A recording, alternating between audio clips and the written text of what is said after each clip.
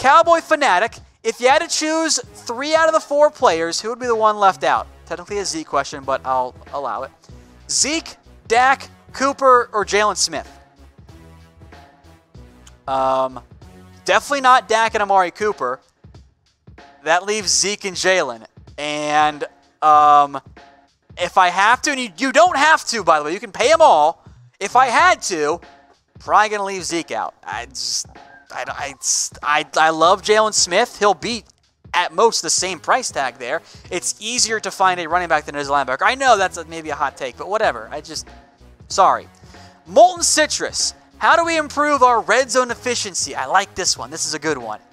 Also, does kind of affect Zeke, I guess, but this is different, so it's okay.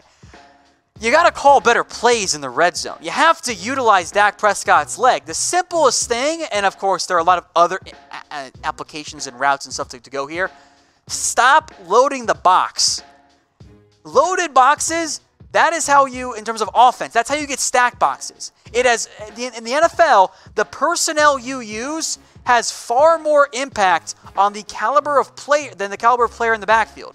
If you come out with 3 tight ends, guess what? The box is stacked instantly. If you come out with 4 receivers, guess what? Box isn't stacked. So spread them out, run the read option, run the quarterback draw. That works literally every single time the Cowboys do it. It has never not worked, except for the one bullshit time it was called back for holding. I can't remember what game it was. It's a 2-point try. It worked, and they called it back for holding. But that play always works. All right, Daniel. Why can't Austin fill the missing Beasley as a slot receiver? Can a linebacker cover him, or it just does not work? Well, Tavon can play the slot. The Cowboys used him a little bit more as a vertical threat because he was the only guy with legit top-end speed for the first part of the year. It's not about a linebacker covering him. It's that in the NFL, you're going to get a slot, or you're going to get a nickel corner on him. So Austin can fill that role, but you also want to use his speed as a deep threat if he does make the team, and you want to give him the ball in space. So from that perspective, Austin, I think, should be your number 2 slot receiver behind Randall Cobb. AJ Sports, why is our wide receiver core so underrated? He says, I think this means the PFF rankings, which had them just outside. If I remember correctly, had them like at what, 18, 19, something like that. I don't know off the top of my head. Let me know if you know, AJ. But also, we had this question last week, and I'm like, I'd probably put him around 16. The big reason why is, A, those PFF rankings, if I'm remembering correctly here, counted tight ends. Well, old Jason Witten is going to be a negative impact there. So I don't know if they're super underrated, but I think Michael Gallup's limited impact so far is a big factor. If you're banking on a breakout from Gallup, they'll be a little bit higher. Ben Loving, should we cut Tyrone Crawford and save $7 million to ensure we keep more key players? I still think cutting him next year makes the most sense because of the timing, and you end up saving more in the long run because there's also a dead money hit if you cut him right now for this season and next season. You save more if you cut him next year. But I'm open to the idea. I need to see Malik Collins and Tristan Hill stay healthy, though. Like, I think everyone's assuming, oh, we don't need Crawford because we have Collins and Hill. Hill's a first-year player, and Collins is always hurt. So I don't think it comes right now. You can revisit that, though, maybe later on during camp and in the preseason. Now, if you want training camp updates and more news, rumors, and fan-led content like this, got to subscribe. Link is below. It's also youtube.com/Dallas Cowboys Report. But if you're watching on YouTube, just hit the big button. We got almost 600 watching live. I bet not all of you are subscribed, so go ahead, hit that subscribe button. Let's get us to 130K before week, 30K. Eventually 130K, but 30K, one step at a time here, before week 1 of the preseason. Lee Macho, is this our year in reality or best chance versus the next 5 years to come? The window does not shut after this year, but the window, I think, is at its most open. I almost said openest, which is not a word. Most open. I don't think it's like the last chance, but it might, when we look back 2 or 3 years from now, it might end up being like, that was the team. That was the team that should have ended up winning, which we've played several times over the past few years. All right, Geral Black, how does Witten coming back affect the younger tight ends? Hopefully he helps mentor them. That's a big thing for me. And also, it reduces the reliance upon them. You have Jason Witten, who even though he missed an entire year, you pretty much know what you're going to get. Y option for 5 yards. Boom, done. Fall down, first down. That's what it's going to be, and a good enough blocker. Blake Jarwin is still developing. Dalton Schultz still developing. It gives them flexibility, and it also buys them time. It gets them an extra year. Okay, let's see how these young tight ends look. If they're not there yet, well then maybe come draft time, take a look at the prospects. Lawrence King, do you think we should let Sean go as a player, but keep him as a linebacker coach? I think he'd thrive there. He is going to make a great coach. I have zero doubts about that one, Lawrence. But you already restructured his deal. So I don't think you can cut him right now. And also for linebackers coach, I know we give Sean Lee a lot of credit, and that's fair. Ben Bloom does a great job too. So there is a spot for on this Cowboys staff for Sean Lee, the coach. But let's play that game again this upcoming offseason, not right now. I do have some shout-outs to give as well. Those are the guys who most recently DM'd me on Twitter. Clinton Foster, J Bell, Adolfo, Andre, who is the cousin of the great Michael Caine, and then Super NES 78. Thank you guys very much for your DMs there. Still got to give away the awards. They haven't even told me yet, but we'll get to that later on. But I am going to get caught up on all the Cowboys Report shout-outs to here over the next couple of shows. Back to Ben here. What team would you want to play if the Cowboys make it to the Super Bowl? The worst team possible. I know players want to say, geez, we want to get a team at their highest level. Screw that. Give me a shitty team that the Cowboys are guaranteed to beat. That's all I care about. I don't care I don't ever wish for injuries, but if there are injuries for the other team, tough break.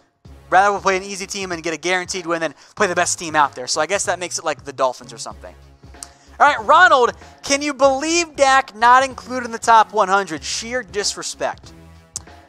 I don't care about the NFL top 100. It is a bad list. It's terrible. It never makes any sense. Don't bother with it. I saw someone in the comments put in, can you justify paying Dak if he's not in the top 100? Hell yeah, I can. I give a shit what the NFL players think. They don't watch all the games. They just don't. They got other stuff going on. And by the way, they literally only voted on the top 20 guys and they cobbled together the list at the end. Because that makes sense. Here, vote for the top 100, but only do the top 20? It doesn't make any sense. I don't care about the NFL top 100 list. It's meaningless. It has less value than most things in the world. It's just a marketing ploy by the NFL. And frankly, it's very much a dying thing. It's not worth your time and effort there, guys. Zach says if they get a Super Bowl, the Cowboys, he'll get a tattoo of Dak. Somebody screenshot this and then DM me on Twitter at WhatGoingDowney. And once it happens, we'll tweet it out and we'll tag Freezing Cold Takes, and Zach will get a Twitter, not Twitter, I'll tweet it, and we'll get a tattoo of Dak Prescott. Words are hard sometimes. I'm on fire tonight, guys. Today's show is brought to you by MyBookie. Head over to chatsports.com/Cowboys and use promo code GOCowboys for a 100% deposit bonus. Go bet on Dallas to win the Super Bowl. Zach, if you bet on Dallas to win a Super Bowl, that will definitely pay you for your tattoo. Very simple. Chatsports.com/Cowboys, promo code GOCowboys for a 100% deposit bonus.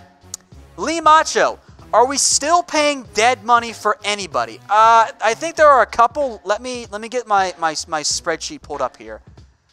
Because I think there is like one or two more players. Obviously, there's no more Dez dead money. There's no more Romo dead money. There is...